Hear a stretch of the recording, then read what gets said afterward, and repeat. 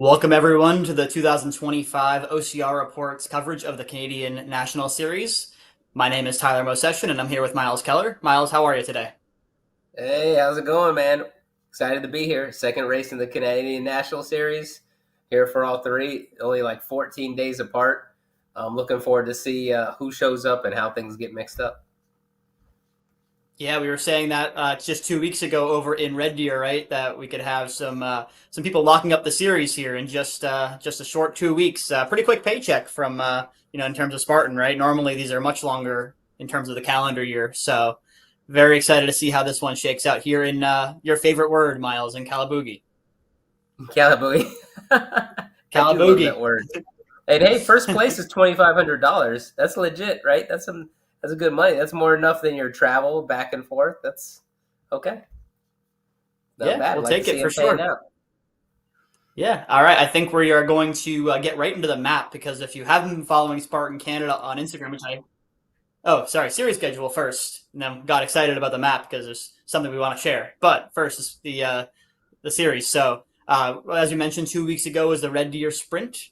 Then today is the Ottawa Sprint in Calaboogie, and then we've got a pretty decent break. But then we've got October 19th as the Blue Mountains Sprint, which is in Toronto area, Ontario. And again, remember Yeah. 2 out of 3 races to lock up a score for the series. So it's interesting to see that it's also all sprints this year, and those first two races are 14 days apart, which I don't think we've seen in another national series before. I also think it's interesting that the first race, right, Red Deer, that was in Western Canada, and these next two races are going to be more in the Eastern area of Canada. So that'll be interesting to see. That's obviously going to bring maybe some of the Americans. More Americans, I think, will show up north of our East Coast. I think there's a big population of OCR athletes that travel around along that East Coast, New York, Connecticut, Jersey, all that. And it's not a big hassle for them to shoot across the border, go into Canada, and possibly, throw off the standings of the Canadian National Series and uh, Yeah, collect a little poke CAD. Canada. As if we're not already poking Canada with all this. Maybe they don't need any poking right now, but we want to keep them happy. We love the Canadians. Yeah, right. Yeah, so we're going to talk about the results from Red Deer, which is also going to be currently the series results at the moment. So for the on the men's side, we saw Ethan Paupst take the win narrowly over William Leroy. He had a sprint through that penalty loop on Stairway to Sparta, followed by Tyler Jordan, Mike Yurko, and Alfred Young. Yeah, LB, that finish was amazing. So for those of you who have not seen that finish, feel free to go back on YouTube, watch the OCR reports, our coverage of that last race. It's all there. And I'm interested to see, I hate to spoil it for the people who haven't seen the race, but I wonder if Ethan has gotten better at that, at the, what was it? This Stairway to The Sparta. Stairway to Sparta. Yes, Stairway to Sparta. We really thought he was going to get it. Surprised to see him have trouble. I wonder if he's been training for it, and so that he never lets that happen again. He just happens to be really fast and had the legs to pull it out at the end. So I'm interested to see how this Yeah, is going to be changed up here. And then I can't wait for you to talk about the surprise obstacle that I've never seen in another Spartan race. yeah, absolutely. And that red step is legal for those men as well. But off for the women here. So we have the very speedy French Canadian Beatrice Moyen-sylvestre. And then in second place, we had Sylvia Gackle Smith, Elise Huet rounding out the podium. Then we also had Stephanie Messer, Kayla Brass, Nicole Bowman, and Lily Gentile. And as we remember from the interviews, Miles, we had just about nobody coming back for this race here. Maybe Elise Hewitt was coming back, maybe Beatrice, but no one really gave a firm commitment like the men's race, right? The men were like, yeah, I'm locked into the series. Tyler Jordan's like, I'm buying my plane ticket to right now. I'm actually on my phone during this interview buying my plane ticket to Ottawa because I came in third today. So he was fired up. So we'll see if some new women show up to this race who maybe didn't do Red Deer. They skipped Red Deer. And then same thing with the men, right? Perhaps some new faces as well. Yeah, it's still anyone's race unless Beatrice gets first place in this race. Then I think she's pretty much locked everything up, just numerically. But it's anyone's race at this point because remember, you only are mandated to do 2 of the 3. So there's still a third race to go. We'll see how this plays out. I can't wait to go through it. Yeah, absolutely. And I think this is a great time to put up the map here. So as Miles was mentioning, the U.S. series is the same way, all sprints here. So you're going to see some of our more basic obstacles, nothing like twister or bender or things to that nature.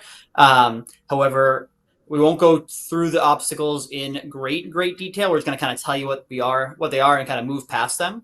But looks like our racers are going to start off by climbing up a pretty good incline, really the only major incline on the race. So I'm curious to see what the slope's going to be looking like. I'm not sure if we're going to be seeing some power hiking early or if it's going to be very runnable considering how early it is in the race. These guys should be pretty fresh, obviously, coming into this start.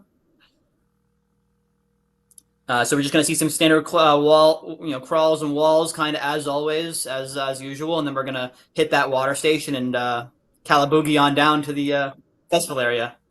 Yes, yeah, we also have an obstacle called cliff climb, which for those of you who aren't aware of it, it's really just a cargo net that is kind of fixated to the side of a structure that might be a little bit too difficult to just hike up.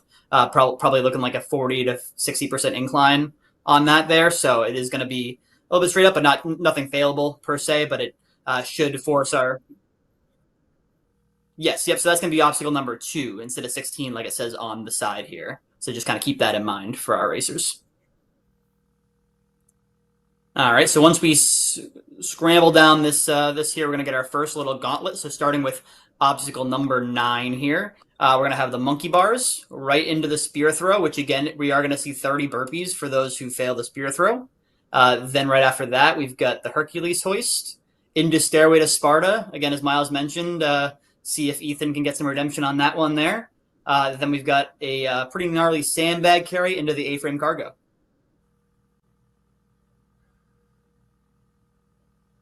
All right, and then right after that, then we're going to run out of the festival area into a golf course area where we're going to encounter the Z-wall.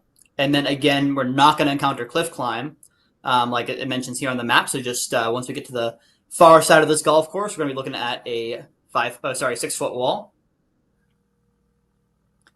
Then just into some more walls, the inverted wall again, and then multi-rig. And then here comes the fun part, Miles. Right, we've got a dunk wall, which is going to be in the water, and now this is pretty rare. We're going to have a sprint swim.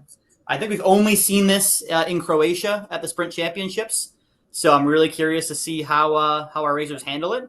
But then Miles, we've got Burpee Island. You want to tell us about Burpee Island? Yeah. So this is wild. I've never seen them do this before. Normally, you get obstacle proficient because you don't want to do the burpees. It taxes you so bad that it really affects your running. No matter how fit you are, 30 burpees for anyone is quite a bit. So, but what's interesting is that you would think going into this maybe because it's a mandatory obstacle that it would be 15 burpees, but no, sir, it's 30 burpees. And so a little swim. I love how they named it. It's connected by a little dock, and it's a little island, and it's very on brand. I can't imagine it getting any more Spartan than that, unless maybe you're doing burpees in the shape of the Spartan symbol around the little island or something. That's the only way I can think to make it more Spartan.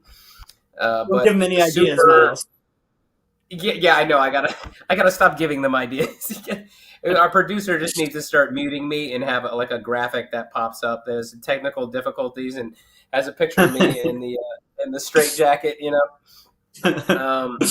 Yeah, but I'm super excited to see how that's going to throw everything off because swimming is hard, and then you're going to take something that's a full body deal like swimming, even albeit it's a very short distance, but then right into burpees, and that's rough. At least they don't have to swim back. But we'll see that. Lucky for them, they do get to run across that. Oh, I'm sorry. And then Miles getting back in the water. Yeah, I'm sorry. I misunderstood that. I thought they'd be able to run back. Yep. So they got to put that life jacket back on again. Life jackets, if you're new to Spartan here, unlike triathlon, life jackets are mandatory. Just to be fully safe. We don't want to have any sort of incidents in the water here, especially with our elite racers who are putting their bodies on the line here and could cramp up in the water. So we've got life jackets for everyone. You make it even for everyone. So once we get out of that, especially after What? Tyler, the controversy about what happened in last year's CrossFit Games with an elite Mm. athlete, drowning. So obviously, any kind of sporting event, I think that's going to be up on the radar and a point of a talking point, right? Yeah, Spartan's been doing this for many years, especially if you're familiar with the West Virginia course or the Killington course for sure. But yeah, definitely a good call on Spartan's end, and I'm sure that's here to stay. But once we get out of our swim, then we've got the vertical cargo right into the Atlas carry. So I'm assuming people are going to get pretty dirty because doing the Atlas carry, rolling the ball probably up under their body and shoulder, right into our bucket carry. Heard this the terrain here is not quite as bad as the sandbag carry, so curious to see what they have left in the tank.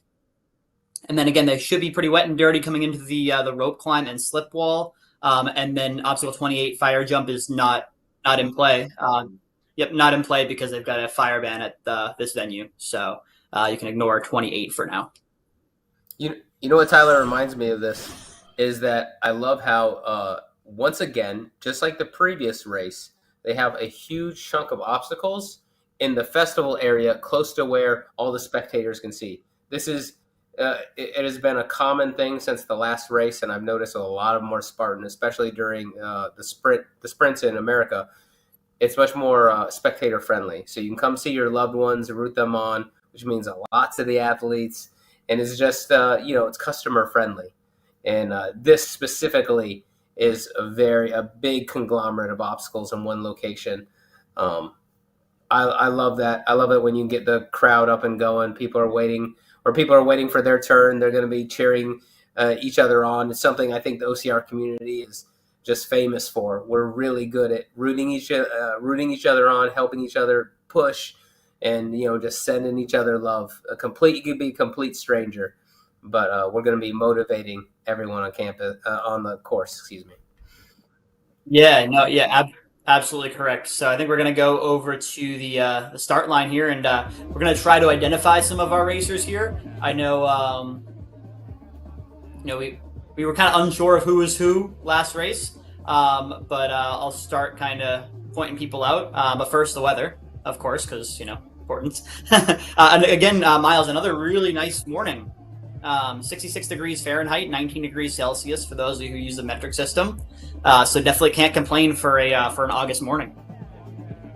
Yeah, we're gonna see on some of the men's side here. We're gonna see Brenden Neely, Tyler Krushek has been racing for a long time. He's he's a really good Canadian OCR Yeah, athlete. He's been doing Tyler it. the Crusher. Yeah.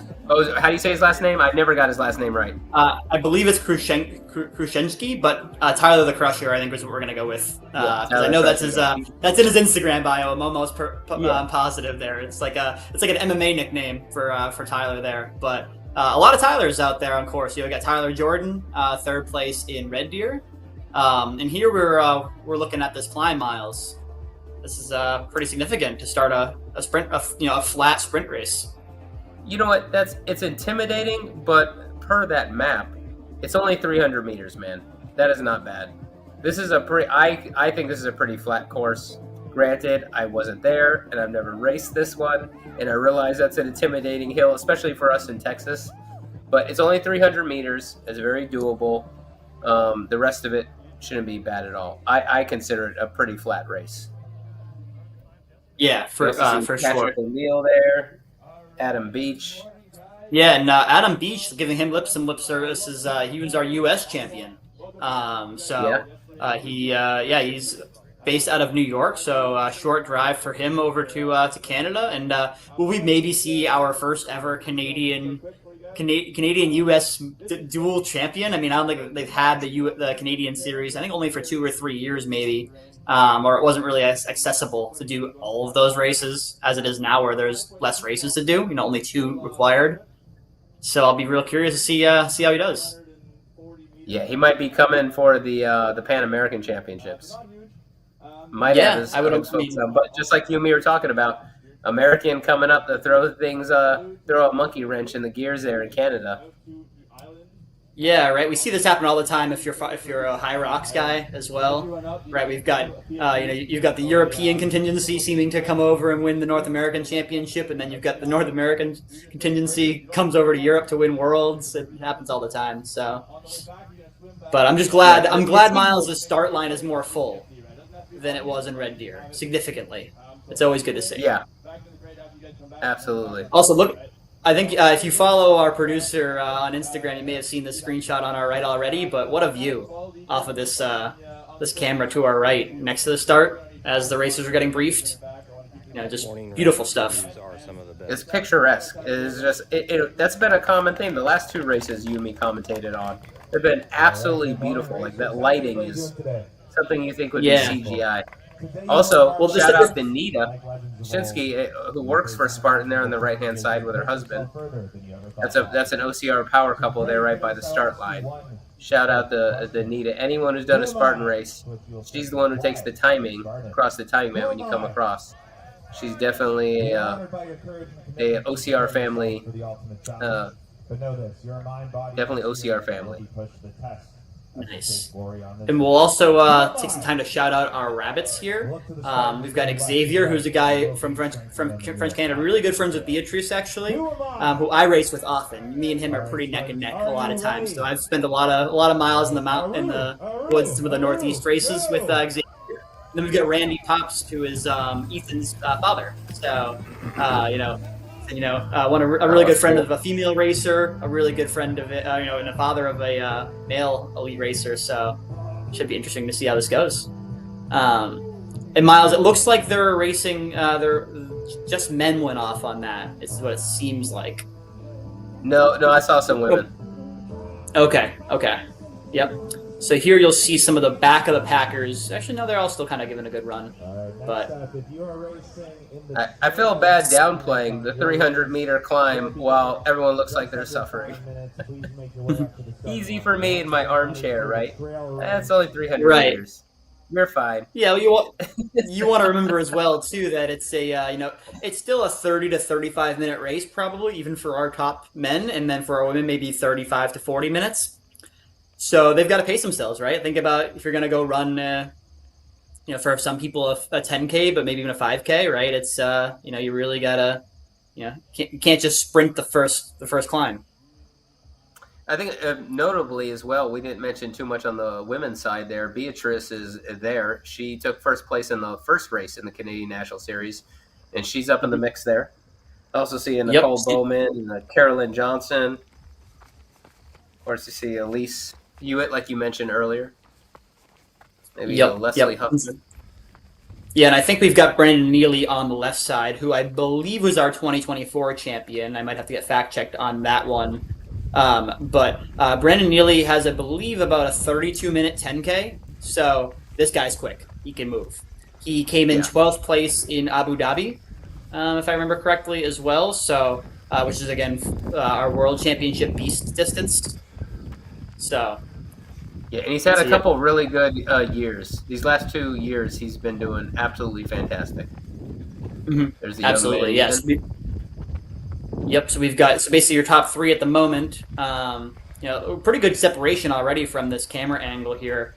You've got Tyler Crusher, Brenden Neely, and Ethan Paupst, and we're not sure. I'm not quite sure who this gentleman in fourth is. He's sticking in with it. He's like, should I look back and look at the other guys, or should I try to stay in this crew?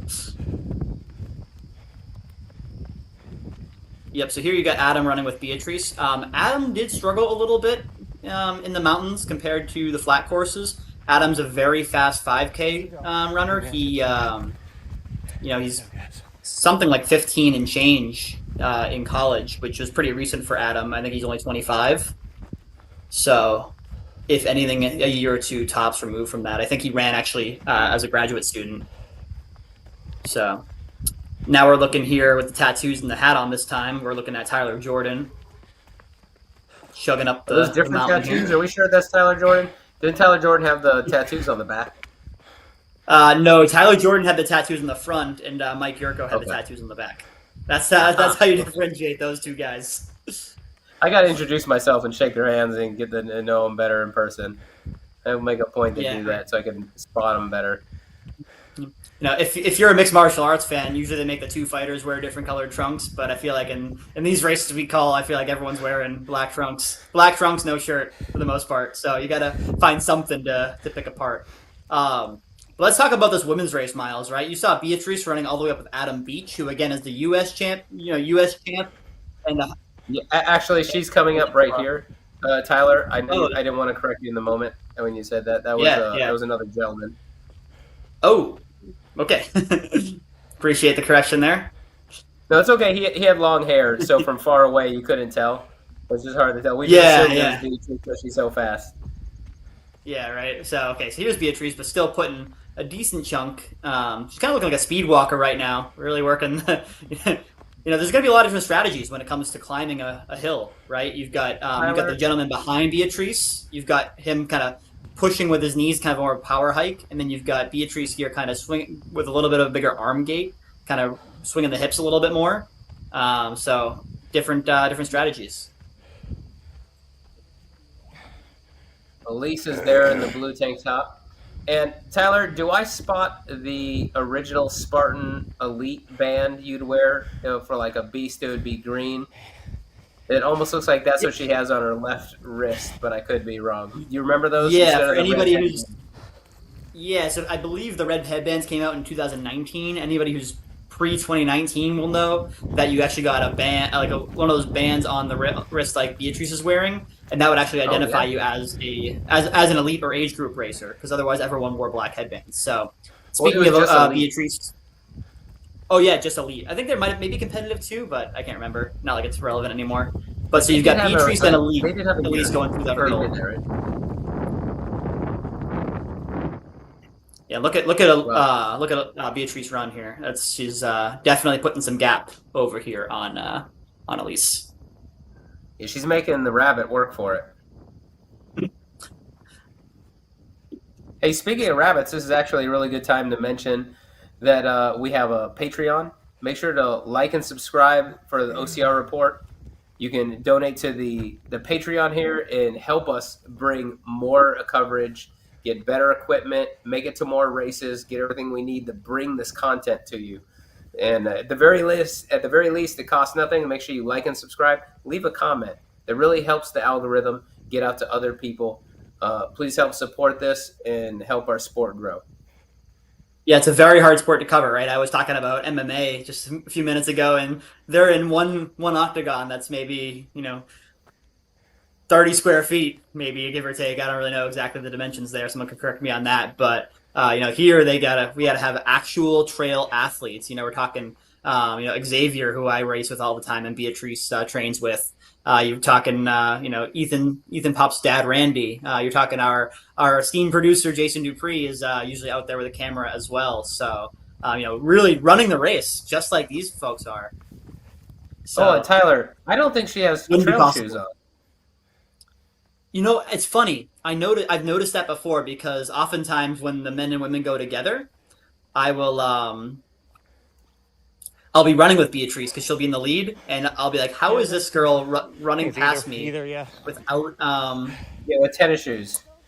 with tennis shoes on? Yeah, like Nike free runs, you know." And I could be just to wrong, but kind those of look switch like back, Adidas. yeah, just to switch back to the cliff climb. So I think you just saw the cliff climb just there. It looks like both Beatrice and Elise did not use the cargo net. I don't know if that's technically required or not. I'm assuming not because they just kind of went on right on by it. Yeah, so I suppose as long as they're within the tape, they are. It's legal. So they're still continuing to climb here. We're already 7.5 minutes into the race, so it looks like by the way the strides are opening up, we might be approaching the peak or the downhill for Elise and for Beatrice. So and she's considering the gap in running ability, just between Beatrice and the rest of the field, Elise is holding up pretty well, Yeah, I keeping her like in her her sights. technique on the power hiking, right back into the run. Yeah, She's she's not wasting a transitioning moment. very well. Absolutely, Yeah, that's a sign of experience. This is not her first rodeo. for sure. All right, so here we've got our barbed wire crawl, which I think we miss Adam Beach do, but I've mentioned before in other episodes that Adam Beach is an insane barbed wire crawler. Very very impressive. Yeah, how do we feel about it going up the hill, but it's very short? This is maybe the shortest barbed wire crawl I've seen in recent history. Yeah, I'm definitely okay with it, right? I honestly don't love the barbed wire crawl in general, right? It's barbaric. It keeps the Spartan and Spartan, if that makes sense. But we've seen so many people just slice up their back, especially when we were talking about the 3K series a few years ago. It was just horrible, and really is almost an unnecessary danger to the sport, in my opinion. But You know, what I, it's probably here to you know what stay. I, you know what I noticed? The last race, the barbed wire crawl looked pretty high up off the ground. That one looked pretty high up off the ground. I wonder if you and me are jaded because we're American, and the American barbed wire crawls tend to be lower and over horrible terrain and much longer. Maybe it's an American thing. Like that's a dreamed barbed wire crawl to me, uphill or Yeah, not. yeah, yeah, absolutely, for sure. Um, I mean, I think also too, way back when, if you've been a racer since 2015 and before, it was just real nasty. They did not have any any care about that. So now some people say Spartan's gotten a little soft, but like I said, I mean, I think the racers are going to do it faster, and it's going to be just as hard, whether it's 200 meters or it's 20 meters. Yeah, didn't we mention last race about Beatrice that she had some sort of injury, and we thought maybe that's why she was kind of holding her left arm at a 90-degree angle a little bit there. I wonder if it's healed because it seems like she's doing that right here. Yeah, yeah. Well, so I believe the injury was some sort of gash or cut to her arm that she needed to protect from things like mud. However, I think I would have to get another look at her, but I don't see any covering on her elbow or arm area in the last shot. So I feel like it might be. Let's see. Actually, here she is, right here, sending. Yeah, I think it might be better because I don't see any sort of arm covering. Because I thought it was weird last time that she was wearing long sleeves. Even though we did talk Yeah. about it's a little cooler, it's definitely Let's go. it's definitely still hot for long sleeves for sure. Let's talk about this descent here. You see both our leaders on the screen right now, Brenden Neely and Beatrice, both bombing this descent. Again, kudos to those rabbits for keeping up because these paces you're seeing right here are insane. Like, just look at the trees by Beatrice, right? It looks like the trees are just moving like as if you're on the highway right now. It's just really incredible stuff, and this view, especially on the right hand side. Brandon's getting close to the ground to the end there, but yeah, the view on the right side of your screen is just incredible. It's the reason It why I almost still looks come to like Spartan races. it almost looks like drone coverage, doesn't it? He's moving so smoothly, and the gimbal is so great that it looks like drone footage on the right. I know. If only, I know some of the Spartan races now lately have been sponsored by Visit Jacksonville or Visit Tahoe or whatever may have you. I'm surprised this one's not sponsored by Visit Calamugi or Visit Ottawa. Really could be. So even the terrain doesn't look too bad. That could be undulating. We really can't see underneath all the shrubs, but it looks like there's not a bunch of thorns like something we see here in Texas. It looks very Let's go. Yep, so we're seeing Brandon come up to the spear throw here, and looks like he hit, so that's big. And then we've got Krashenski and Adam Beach coming, or no, sorry, that's Ethan Paupst actually still. We got Krashenski and Ethan coming up to the monkey bars. So, both kind of taking their time. You see looks like Ethan's going with a forward grip. Looks like Krashenski's actually wearing gloves. I think he normally does that. He took the safe method, doubling up on each bar. Yep. So again, Brandon hit his spear. So if either one of them want to make this a race, they're gonna have to hit this spear for sure. Yes. And Oh, barely, wow. Barely. barely. Again, Miles, we were talking about Americans and the long barbed wire. Oh, and Krasinski misses. He's got a burpee. But we were talking about the difference between American and U.S. or Canadian Spartan.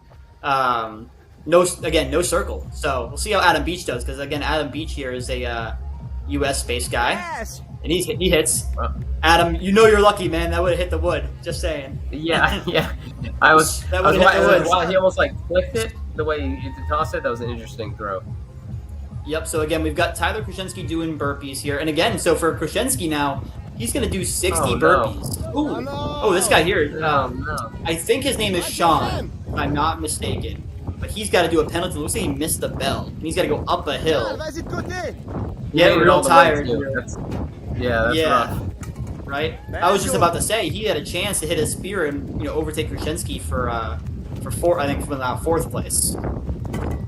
Well, you want to save a little bit of energy. He was hard locking off at a 90 the whole way through, and that could be really tiring. You can get your hand above the bar and double up if played safe, but you don't have to keep it at a perfect 90 degree where you're flexed so hard.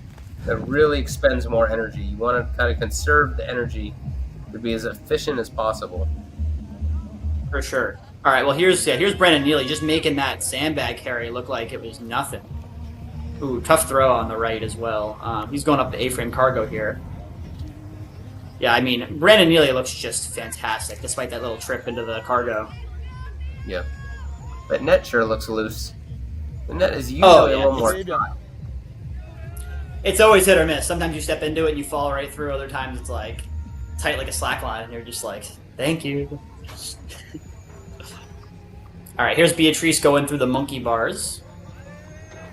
Usually pretty proficient with obstacles. Yep, you got it.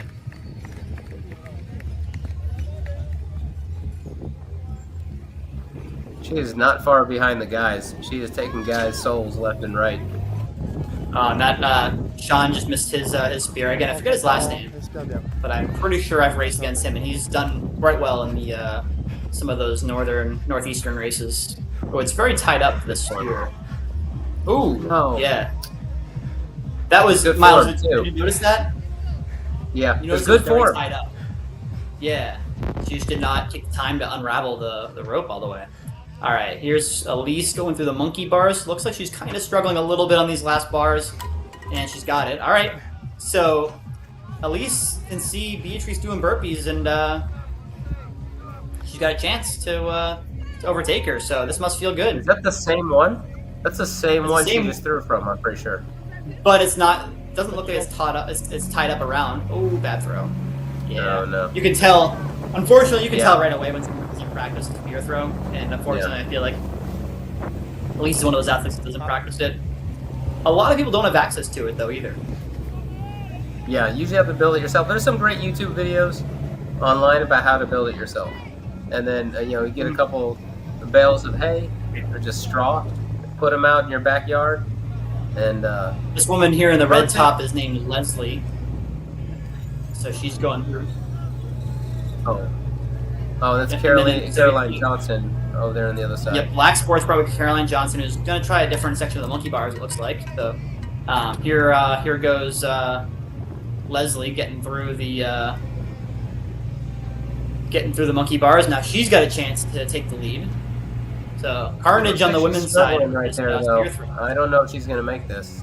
Come on, I'm rooting for her. She is trying really hard. Just left. Come on, you got this.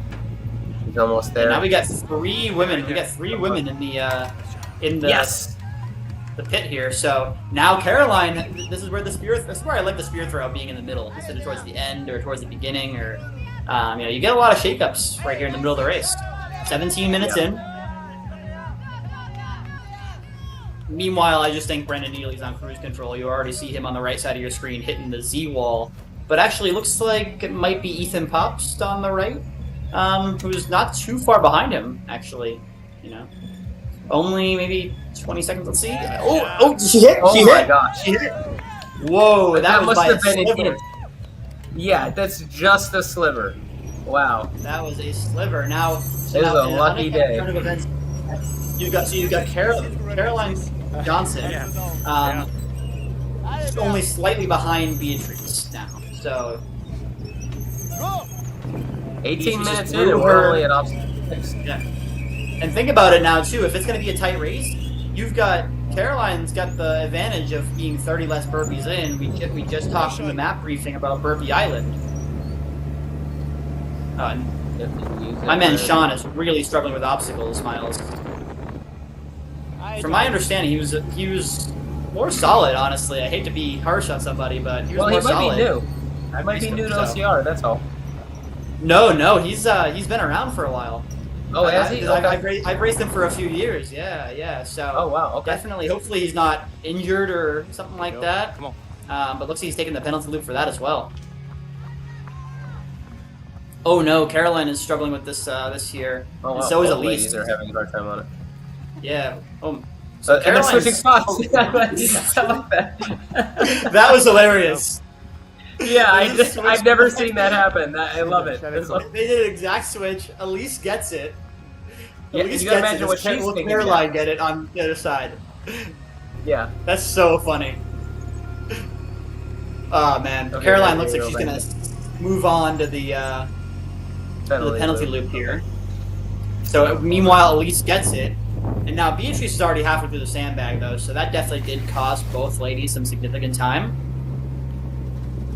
That looks like a very hard but not very long sandbag carry. That would be rough. And keep in mind, you're near the spectator area, so everyone's rooting you on. Your friends and family are watching. You can't really hear that in the background, but I can guarantee people are like, push, push. Sure. I personally prefer the bigger sandbags so you can drape them around your neck. How do you feel about the sand bells? I disagree with you, Miles. I think the pancakes are much better than the ones around the neck, especially back in the day when you had to do the double sandbag. I feel like an old timer. I'm only in my 20s still, but I've been racing a long time, and I remember you had to do double sandbag carries, and two of those black snakes around you. Just sometimes I'd be laying down in the middle of the carry, just staring at the sky. Yeah, like, no, that's fair. Yeah, double sandbags. I agree with you there. Here we're gonna get some men split the monkey bars, so he's gonna keep an idea on where people were at. So you had Brenden Neely, then Tyler Krushenski and Ethan Paupst were neck and neck 30 speeds behind Brenden. Adam Beach about a minute back, and then this is the guy who I was talking about, Sean Philitra, was about a minute and a half back, who then failed with the monkey bars, the spear throw, and stairway to Spartan. So back to back obstacles for failed. That's a shame because he is hauling butt. He is flat out. Yeah, he's a good runner. Well. Yeah. If he could just get the obstacle proficiency down, that young man is a threat.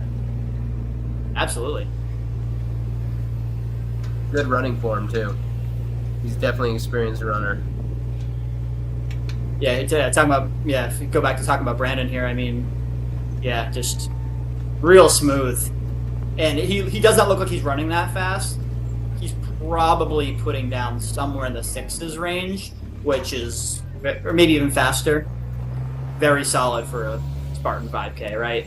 I know, of course, it's not that fast compared to, considering other races like road races and things, and even normal trail, but when you're talking OCR, you're talking, being in threshold and, sub 6 is quite solid.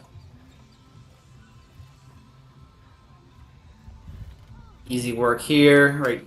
Well, Ethan's right on his tail. That was close. Every time I've seen, he almost slipped. Every time I've seen Brenden, I feel like, Brenden must be like 5 obstacles ahead at this point. But Ethan is really keeping this interesting, which is impressive out of Ethan. You know what I'm wondering too, Miles? I'm also wondering how much the racers know about Burpee Island. Right, because I've probably done 150 Spartan races at this point. I don't really look at the map that often, because generally the obstacles are the same. Yeah. I'd be pretty pissed if I got to the... Yeah, Ethan raced Saturday as well. Right, so they probably saw some of the course as well, so there's that. Right, yeah, so I forgot that the sprint race here we're talking about today is on a Sunday, so if you did race Saturday, or even if you were tuned into Spartan's Instagram or anything like that, you've probably heard about Burpee Island. He's just throwing the vest on his shoulder out of mandatory, like you have to put it on. He obviously doesn't want to, as you can see he's even walking some of it. Yeah, I'm surprised they're making him... Is that entire thing walkable? It might be. I'm kind of surprised they're making... Yeah, because Okay. normally, to be honest, yeah, normally they make you secure the life vest in a certain way before they send you off your way. They have a volunteer kind of station for that. But yeah, maybe it was more shallow than they thought, especially after maybe got a little dried up on Sunday compared to Yep. Saturday. So we're looking at Burpee Island here. As soon as the Yes, camera goes up right. I know we got to judge this guy's. We got to judge Brandon's burpees and Ethan's Yeah, burpees. absolutely. Let's see what do you think, Those look Miles? good. Those look. Yeah, Oh wait, the hips need the lockout. You need the fully. No, yeah, I don't. yeah, I don't like those. yeah. We got to I get like the. full extension with the hips. No. Yeah, yeah. Those hips need the lockout. You need to go. No, sir. Those don't count. I like the ones on the right though. Yeah, Brandon's are good. Who is the gentleman on the left? Is that Ethan? That's Ethan. Yep. That's Ethan. Yeah. So he's So, new. He's new to OCR. He's not. I don't think he's had anyone get on to him about them. But they're not calling him out.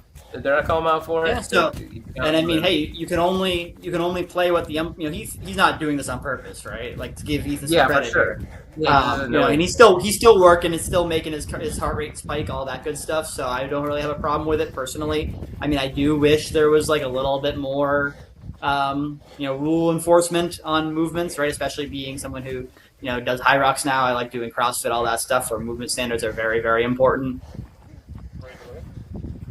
All right, let's see who's going to join the burpee party next. Looks like this is Adam Beach here. And I'm assuming the path through the water back is runnable as well. Not runnable, but walkable as well. Yeah, it looks like they were smartly using the base of the bridge to kind of pull themselves along, which makes sense as well. Yeah, let's see. Yeah, he's just kind of Once carrying again, the life vest, okay, as if it's a carry. Huge part. If anyone here watching this wants to come try, anyone, you don't have to be an elite athlete. Anyone can come do these races. They're wonderfully fast. Make sure you don't bring anything cotton, just for reasons like this. You want water wicking material. There's a reason all the dudes have their shirt off, because you're gonna get mud and water, and you don't want to carry it with you. It's definitely to be expected. Yep, I wore a white cotton T-shirt my very first race in Killington in 2012. Promptly it was brown by the time I was done. It was entirely brown. Yeah. Yep, I think I threw away my shoes afterwards. So I've learned since then. All right, nice technique on the vertical cargo. Again, a beautiful shot. The golden hour here. No time for pictures for Brenden. He's moving. Yeah, he has this entire time. He's had really good time in between the running and the obstacles. He wastes no time. Yeah, that's absolutely. Here we go. Back in the old day, you used to have to do this Atlas carry where you go around that other flag and stop and do burpees, but that's changed in the last few years. Now you just bring it around. I'll send it to Scott. And he made quick work of that. Just threw it up on the shoulder, no big deal. And he's off to on the right-hand side, you've got Yeah.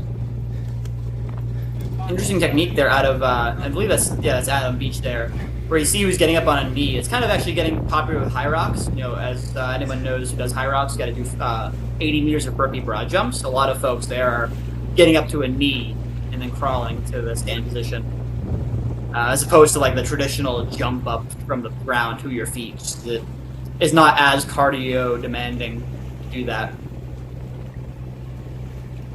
Yeah, it's kind of like what we were talking about earlier. Trying to, save every little bit of energy you can, be as efficient at every movement you possibly can. You're trying to pinch seconds, you're trying to get the best possible time you can, and so thus conserving energy anywhere you can that you can then use it for running later on, which is the majority of this race, is definitely advantageous. Yeah, for sure. That's really what it comes down to in these Spartan sprints, right? It's just efficiency, conserving energy, and utilizing it all towards moving forward, moving through the obstacles, or running. So yeah, and for the run right. specifically, because it is a sprint, it's a short distance, so you got to be able to run as fast as possible. Conserving so energy. here we've got Tyler Kuczynski. Yeah, it looks like our rabbit just told us that Tyler Krushenski was in 5th place. Remember, he did have to do 30 burpees with the spear throw. And speaking of which, I'm definitely going to be interested to see how the burpee island shakes up for the women, because most of them had to do 30 burpees for the spear miss, whereas the men, most of our men hit the spear. So now That's a they're 60 confusing little burpees. interchange back there, Tyler. You see that where it would have been easy to go off to the right. Oh, absolutely, yeah. But I don't mind it though. I like kind of being able to see where your competition is a little bit, kind of, if it doubles back. All right, we got Beatrice here going through the multi-rig. Kind of curious if we'll get eyes on another woman, most likely Elise. And then the right side of the screen, we've got, looks like Ethan Paupst now entering the bucket carry.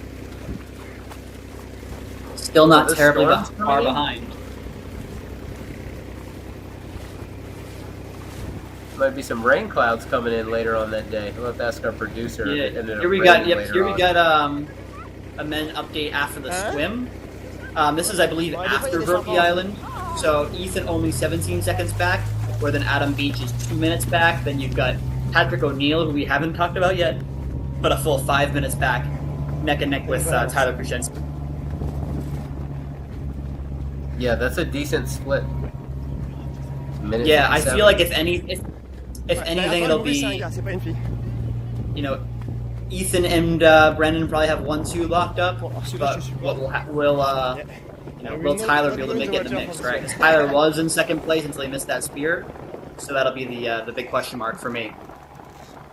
All right, here's Elise on the multi-rig. She'll need to make it through this if she has any chance to stay in contact with Beatrice. This really seems like a little bit of a longer sprint. We're already 30 minutes in, Tyler. Well, yeah, for sure. I mean, you've got 30 burpees, right? That's not normally in any Spartan race, mandatory 30 burpees. Yeah. But looks like, I feel like Brenden is coming up to the end here. Yeah, he's already at the rope climb, so he already did the bucket carry. I think it's just rope climb, slip wall. So, really good time. I mean, again, considering those 30 burpees, if it wasn't for that, we'd be looking at 28, 27 minutes again. So he's going to just cruise to a victory here. Doesn't seem like Ethan is putting up too much of a fight, unfortunately, at the end. You know, he did a good job. Just going down the stairs, basically. Yeah, he's done 31 Who's your first flat. place? Elite male. Yep. Oh, actually, yeah, Ethan actually did keep up a pretty good fight.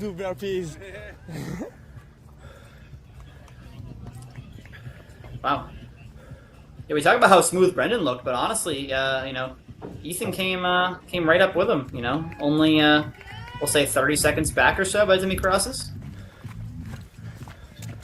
Kept it interesting. Yeah, 28 seconds back. All right, 2nd place elite male, Ethan Paupst. And speaking of 2nd place elite, you saw the men walking across the swim. Here we've got Elise doing a little backstroke for us. So that's an interesting technique, gotta say. I can't shame it. I did that in a triathlon. I tried my first ever triathlon last year, and I did out of 300 meters, I probably did 200 meters backstroking. So I'm not shaming anyone. All right. Yep. Here we're gonna have some more burpeeing for our elite female here. We got Beatrice on the right side of your screen, looking pretty good. But you've got to feel good if you're Elise here, getting to the burpees and still seeing Beatrice there at least. Tyler, is Burpee Island the worst of all islands?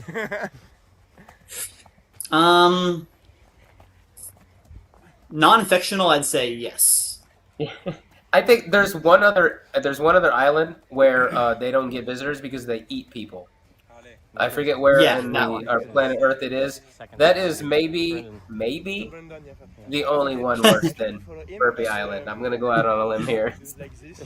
Sure, I'll take your word for it here. All right, now we've got Adam Beach seemingly cruising to a 3rd place finish. I mean, he did have 3 minutes for the split on the swim, so I don't think he's gonna have any further issues. So I follow the 2nd and 3rd instead. Nice, way to go.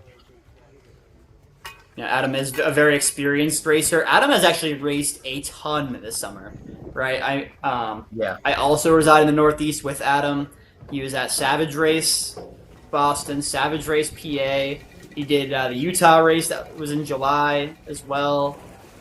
He did a Deca Fit. I think he's raced like 6 out of 8 weekends, so he could be a little fried, even though he's usually used to it with the college schedule. But definitely, I'd be pretty fried if I was Adam Beach. Yeah, See how and these it's what you and me were talking about earlier. An American came in there and shook everything up. Took that third place points away from Canadian. Absolutely, we'll see yeah. how that, messes up the numbers. Yeah, well, so I'm pretty sure, William Leroy was not in the race here. So basically, what we're going to be looking at for the men is you're going to see Brenden. If Brenden wins in Ontario, he takes it. If Ethan wins in Ontario, he takes it. Anybody else is going to need to come in, and then also going to need to get some help, especially if it's one of the men from Red Deer who maybe still hasn't finished yet. Might have taken like an 8th place or something in this race. They're probably going to have to drop this race and race Red Deer. Yeah, I wonder what that does to the motivation when all of the top female elite women come in there and they're all at the burpee island doing burpees. Yeah, for sure. Looks like there wasn't too much shakeup so far. I mean, we're seeing Beatrice here, or not, sorry, Elise, doing some more backstroke. Looks pretty. I mean, it does look pretty proficient. Not gonna lie. Oh yeah. Although I would have preferred to see her just walk if possible. It's also really hard to do freestyle when you have the life jacket on. Like backstroke might actually be the most efficient way. And then I know I wouldn't have known that you could just walk through it. And if everyone known you could just walk through it, because I believe Beatrice is taller, probably would have did that. But yeah, it's actually funny. It's really hard to catch people's stature on a broadcast like this. So. For all we know, Elise could be like 4'11", right? I don't think she is. Yeah, that's true. She's handled the walls and whatnot just fine. But not so much. No, she did Stairway to Sparta. It was Caroline who failed Stairway to Sparta. Was that?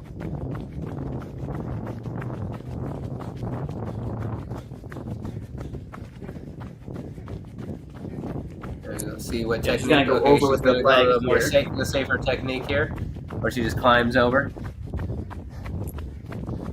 Yeah. Right back into the run. Good job. Yeah, I think definitely saved some time for her. Let's see what's going to happen next here. All right, looks like we've got Tyler Krushenski here. I think he might be 4th. So even though he missed his spear this time and that caused him to fall out of podium, Tyler Krushenski is a very big podium threat. He's actually a strong ultra runner. I know these are sprints, not really playing as much to his strength. So I'll be curious to see if he comes out to Blue Mountain and what he can do there. And then I'm really curious to see how close Beatrice and Elise are. Doesn't look super close right now. But there's Krushenski's finishing up the rope climb, and looks like the guy behind him is just getting there. Yeah, he knows he's got time. He knows exactly where he's at. He's experienced enough where he knows where he's at in placement, and he's like, okay, I got 4th. I don't gotta go crazy. Yep, for sure. So it looks like Beatrice is getting to the bucket carry. So this is probably where we're going to get our best view of where Beatrice is in relation to Elise. In true Spartan fashion, they're taking advantage of every hill out there. Of course, the carries are all going to be up a hill. And then we just got our 5th place finisher for the men. I believe that was Patrick O'Neill, assuming the splits didn't jumble up too much after that swim. So we'll see here. Now we're gonna have all eyes on the women. We got Beatrice already rounding the corner for this this bucket carry, and unfortunately for Elise, nothing really too failable at this moment. Even the rope climb, which usually is not a challenge for any of our top elite contenders. Probably at least a penalty loop is going to be nothing. Yeah, she's already put down the bucket. So at this point, this is going to be our champion already. It's kind of weird to say, right? We're only 2 races in, but no matter what happens from here on out, Beatrice is our champion. If she wins this, she's numerically locked in. She wins the series. Yeah, for sure. So it'll be curious if she pulls a Cassandra Gill from the U.S. series, and if she actually even bothers to do Blue Mountain. I do think she lives close. I believe her and Xavier both live in the in the Quebec area, so I think she's pretty close. She might do the race anyway. So if anyone watching is new to the point standings, if I remember right, first place is worth 300, second place is worth 264, and I want to say third is worth 238, something like that. And, right, but regardless of how many points it's worth, Beatrice has a perfect score. Yeah, I would have liked Miles. I don't know if you're row, familiar with this. Yeah, friend of the show, Jack Bauer, often talks about this, where you do like a time-based rankings, right? Because if you're neck and neck with somebody, it's worth more than say being in second place, being 12 minutes behind, right? Yeah. But they seem to kind of go away from that just for ease of rankings. So, but it unfortunately leaves zero intrigue with with the series. Yeah, she knows she has this locked up. Got the finish line right in front of her. Like I said, I mean, Beatrice is definitely on the taller side for our female athletes here. Only needed 3 or 4 moves to finish that rope climb. Did it just as good as anyone else.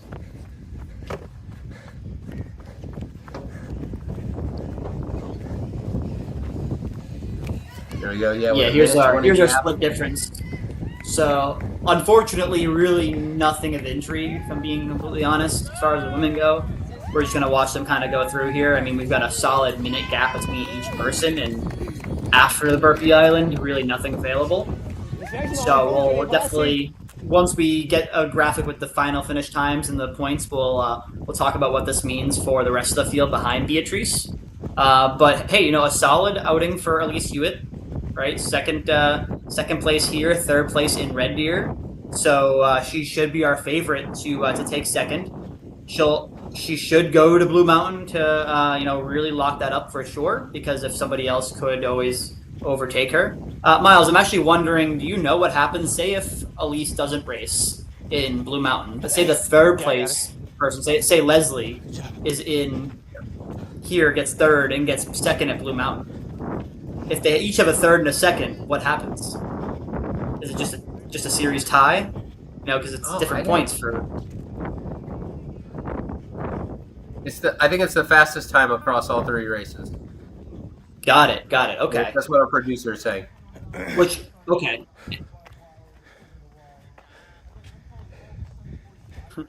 Look, we could be wrong on that. We have to look. I'm not completely sure, but I think it's probably somewhere on the series Zendesk's, probably somewhere buried in there. It's probably pretty rare to happen. Yeah, having your 2 best races be the same as someone else's 2 best races. What exactly happens. Right there. But way to go. So I guess that'll be something of intrigue to talk about at Blue Mountain, assuming both, say, Elise and say like Leslie, who's currently in third. If they're going back and forth for second, third, Leslie has to beat Elise to even tie. And what happens if they tie for a second? It's kind of Beatrice has got it locked up, but second, third might be a really cool race to watch.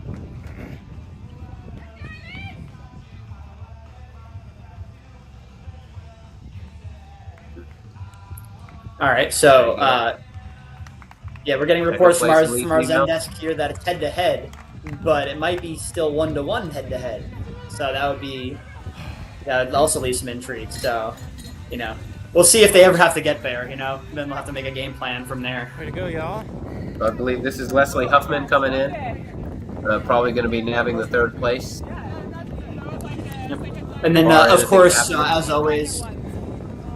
Good running. Our rabbits, especially Jason, does a great job with the interviews. So I'm hopeful we'll get some interviews to really hear firsthand about the race. We can only guess what it was like because we weren't there.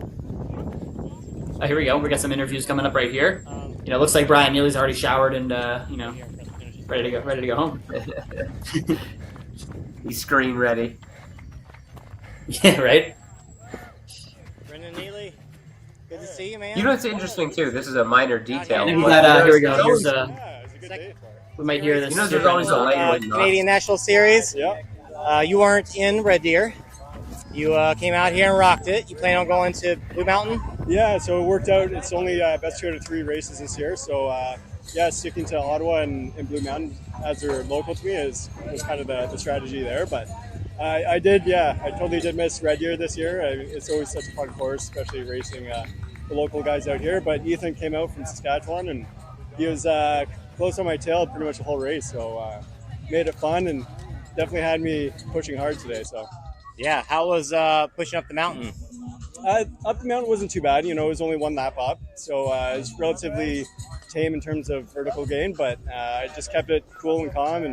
And then I burnt a match coming down the hills to try to build up a bit of a lead. And then, it was just kind of being consistent throughout the second half. And the swim was tons of fun.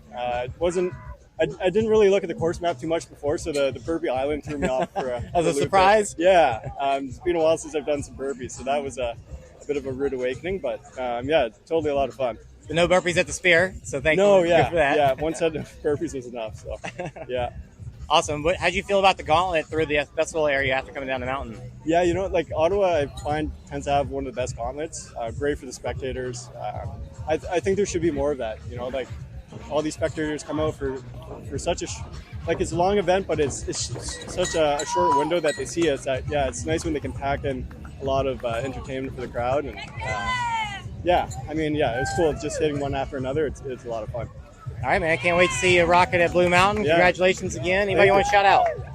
Just Riley Bierko for all their support. My family here, my wife, and kids, and just Spartan for putting on cool events and keeping us busy. Awesome. Fantastic. Thanks, man. Awesome. Thank you so much. Appreciate it. Good to see you, dude. Yeah, you too. So you coming out to Blue? Ethan, congratulations on second place. Tell me your last name. Paupst. Yeah. Ethan Paupst. Second race of the Canadian National Series. You got second place after first place at Red Deer. Tell me how you feeling today. Happy with the race. Yeah, second place. It bites when you don't get first, but it's. I was happy with how I raced, and that's all that matters. It was a beautiful course, so yeah.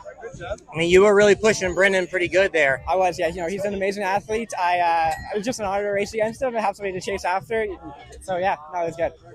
How you feeling going into Blue Mountain with a first place and a second place? Feeling good. It's nice because now it's just racing for first. I have an overall second guaranteed, so that's nice. It would have been nice to just have a fun race and not have to worry about it, but it'll still be good. Get a little bit of time to train and time to Yeah, you still got a little bit of time till then. Any races up in between? Actually quite a few. 2 weeks from now doing Trifecta World Championships. Weekend after doing Seattle Pan American Championships, and then 2 weeks after that, the week before, we're doing Toronto High Rocks. So heck yeah, fantastic. So yeah, get a little bit of training in there, get a little bit of racing in there. All right, tell me how you felt about Burpee Island. Felt good. It's been training my burpees. I've been doing them after every run to make them feel like natural, and so it didn't gas me too much. Kind of sucks to do burpees, but everybody has to do them, so it's not like it's disadvantage to anybody. And you did it yesterday. You raced yesterday and got first. I did, yes. So you knew it was coming. I did know it was coming, yeah. Anybody you want to shout out? My dad, he's here rabbiting as well. He came with me, made it a little bit cheaper on the flights and everything, so thank you to him for being out here. And then just the rest of my family for supporting me, and then F45 Gym for helping me, giving me a job and helping me train there as well. So awesome. Fantastic. Congrats again, man. Awesome. Thank you. Beatrice Moyen-sylvestre. That's me.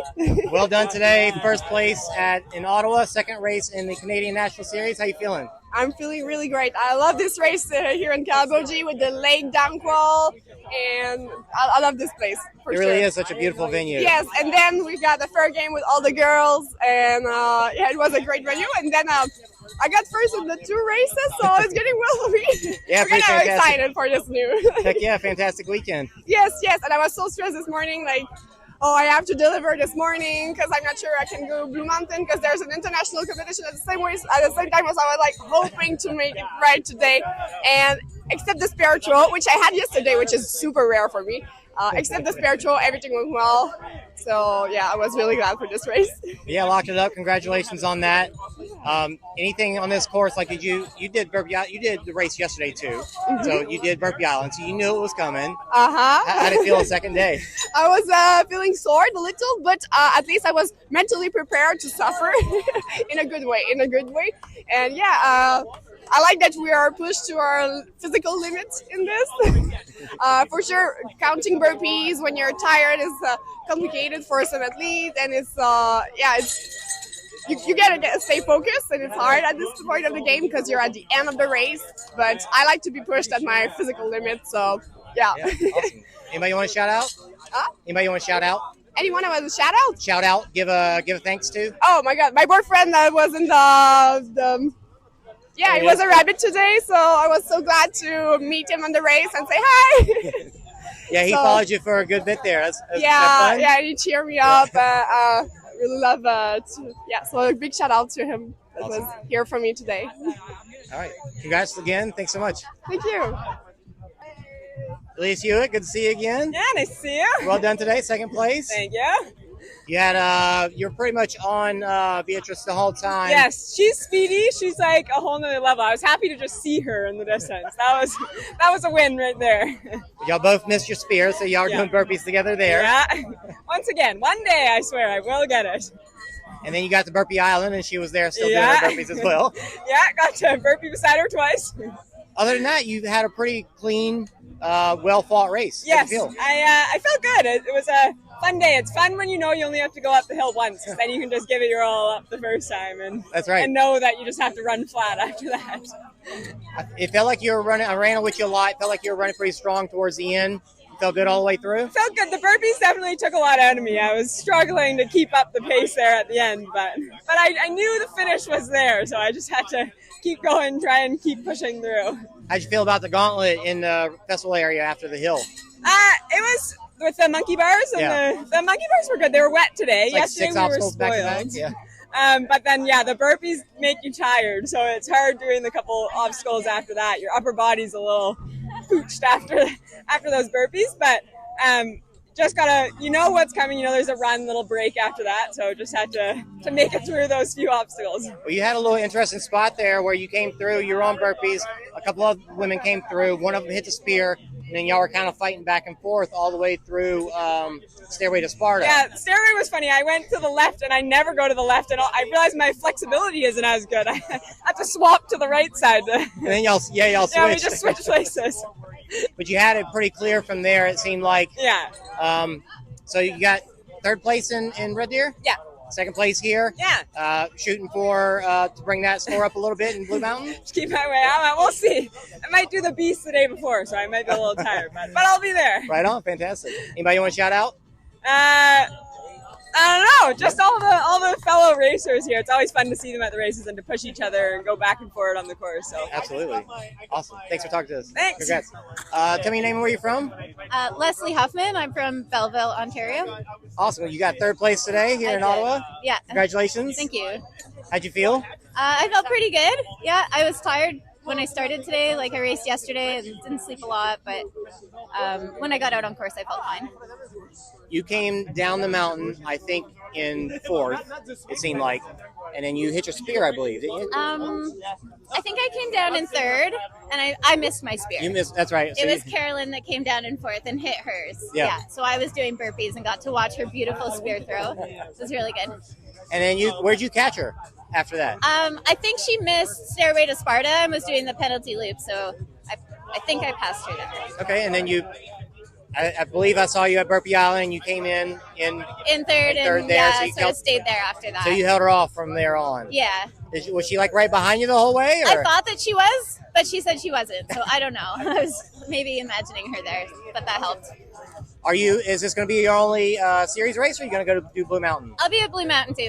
Fantastic. Yeah. Awesome.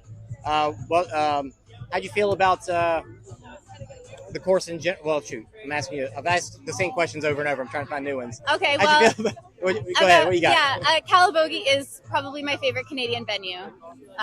It's really special. I was born in Renfrew, which is not very far from here. Cool. And I really like it's got like the lake, and the dunk wall is probably the most beautiful dunk wall in I don't know, the world. Yeah, it really is a fantastic It's a really nice course. one. Yeah, so this is a pretty special venue for me. Yeah, Blue Mountain's pretty cool, but I'd say if anybody could do just one of them, this would be the one to go to. Yeah, because it's got the hills, but it's also got like some pretty runnable stuff, so it's a bit of everything.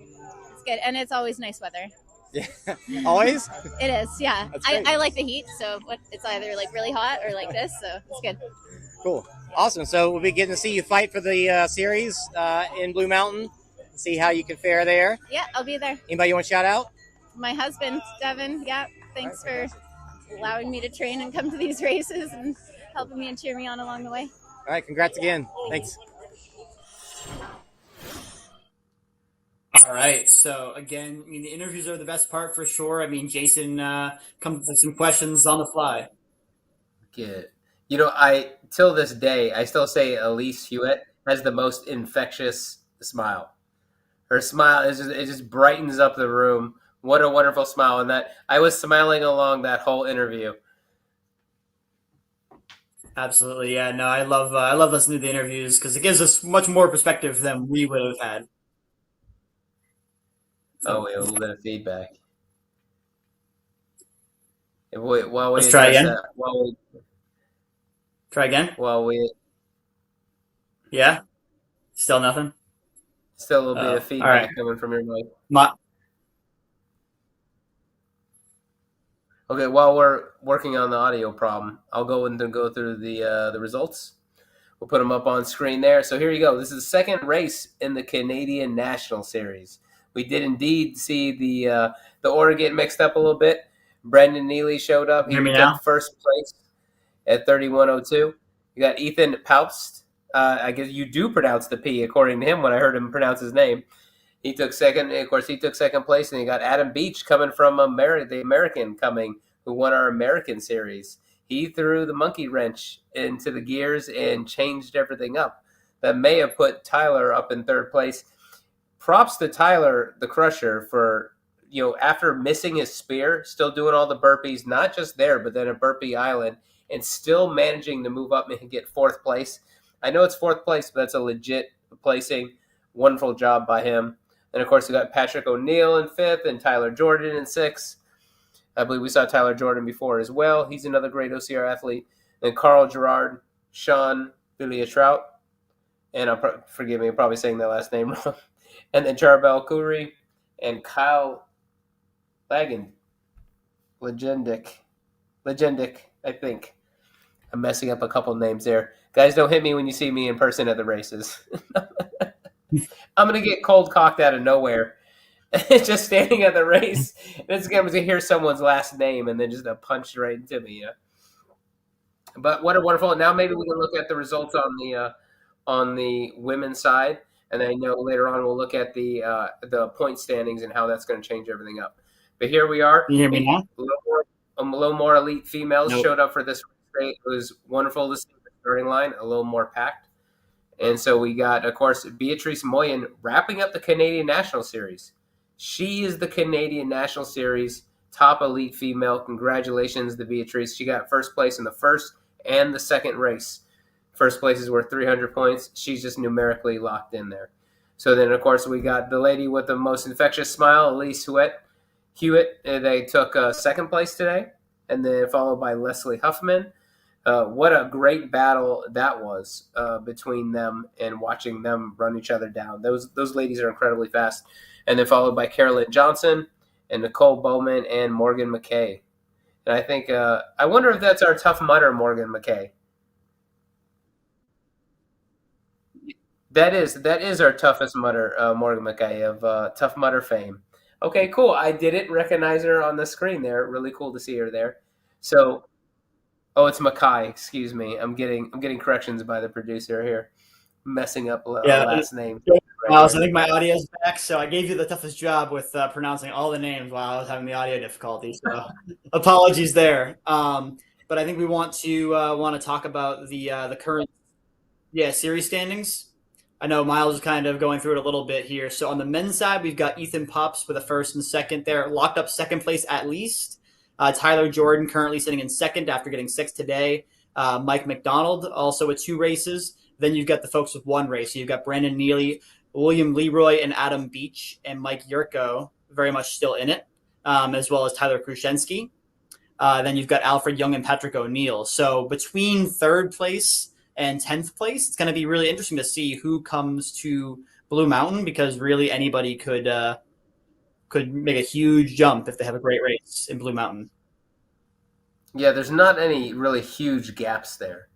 It'll be really interesting to see what happens in the third race.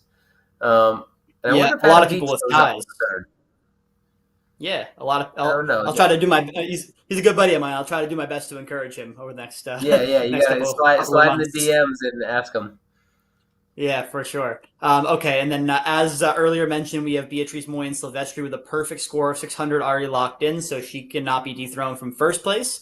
But then we've got Elise Huet, who is sitting comfortably in second. However, you've got someone like Leslie Huffman, who's currently in fifth place, who could really come up. Or potentially Sylvia Gackle-Smith, who again got second at Red Deer, was not here this time. I know I'm jumping around a little bit, but we've got Nicole Bowman sitting in third place. The standings currently look a little bit weird on this side because we've had some folks who've done 2 races and 1 race, so I wouldn't get too married to these standings here. And then we've got the next the bottom 5 here on this screen who've done just 1 race there. Stephanie Masseur, Carolyn Johnson, Kayla Brass, Morgan Mackay, and Lily Gentile. Well, what a great we've got race.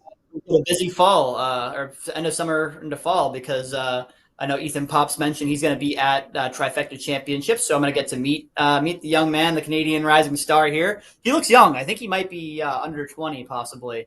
So I'll be curious to see if he ends up going elite or if he does age group, but either way, he's bound to be a threat. So I'm excited to meet him after talking about his races for a few weeks here. But that's going to be our next race. It's going to be over in West Virginia, the Trifecta Championships. We're going to have coverage Friday, Saturday, and Sunday. So it's a 3-day race for all those races matter. Again, it's your combined sport. Yep, all in the evening and afternoon, because the races actually start at different times. So the sprint starts around 12 p.m. The super is about 9 a.m. and then the beast is a regular time. But it's going to be, of course, the races do get longer. That beast generally takes even the elites, 2 and change hours to complete. Yeah, I expect it to be closer to 3, a little over 3 in West Virginia. They say West Virginia hills, but I'll be damned if that's not mountains. The Mountain Mamas, right? Yeah. And then after that, though, we do not slow down. I mean, Ethan Paupst is traveling the world because he just mentioned he'll be at the Pan American Championships in Seattle the very next weekend. Then we do have a small break, and then I believe I'm doing this off memory, so excuse me if I don't have this all right. But then we've got Mammoth Lakes, the Spartan Super Championships, which, Miles, I'm excited about. That's the first time they've done this since the inauguration of Spartan competitive championships since back in 2011. So very first time they've had a super championship, and we've seen this venue play out at OCR Worlds before, so we'll be curious how things go over there. And then we'll be back here in Canada again. That was happening. Yep. So it's the first time I think ever they've had every distance they offer minus stadion, sprint, super, beast, and ultra, all having their own separate championships. So, real excited for that one. Then we've got right back here in Blue Mountain on October 19th. We've got the final race of this series. I can't wait to see what happens in that. I'm really interested to see, like you were mentioning earlier, the Trifecta World Championships. That always brings out some of the best from all around the world. What a really great race to go be at. So you see your fellow OCR athletes from all around the world will show up to go do that. And that's just really cool. I'm very excited. A lot of things we don't talk about is that usually at these Trifecta Championships, there's a parade of nations at the beginning. And so if you're an athlete there competing, you get to go represent your country and walk along, and you get to carry the flag, and it's a lot of fun. And there's always some really cool nighttime shenanigans and shows and presentations going on. So if you haven't made it out to a trifecta World Championship, I highly recommend it. Yeah, it's the first time it's going to be stateside, so I'm curious what we'll get from Europe, as well as people who maybe haven't gone out to Greece, who will be able to participate this time without having such a big flight ahead of them. So, drivable for me. So I'm looking forward to it. Well, I wish I could be there. I won't be able to make it, but I will be here for the third race in the Canadian National Series. And by here, I mean in my office, commentating with you. And I can't You've got the MK you, very professional. I love it. Versus me, my bad basement ready to move out of here. So you're in a good spot. You're in a really good spot, man. You get to casually drive from New York. You just kind of casually drive into a whole other country. That's so cool. And the Canadians are wonderful, man. It's a wonderful place to go visit. Absolutely. Cool. I think that's going to do it for us. So for Miles and again, I'm Tyler Mosession, and we'll see you in 2 weeks in West Virginia.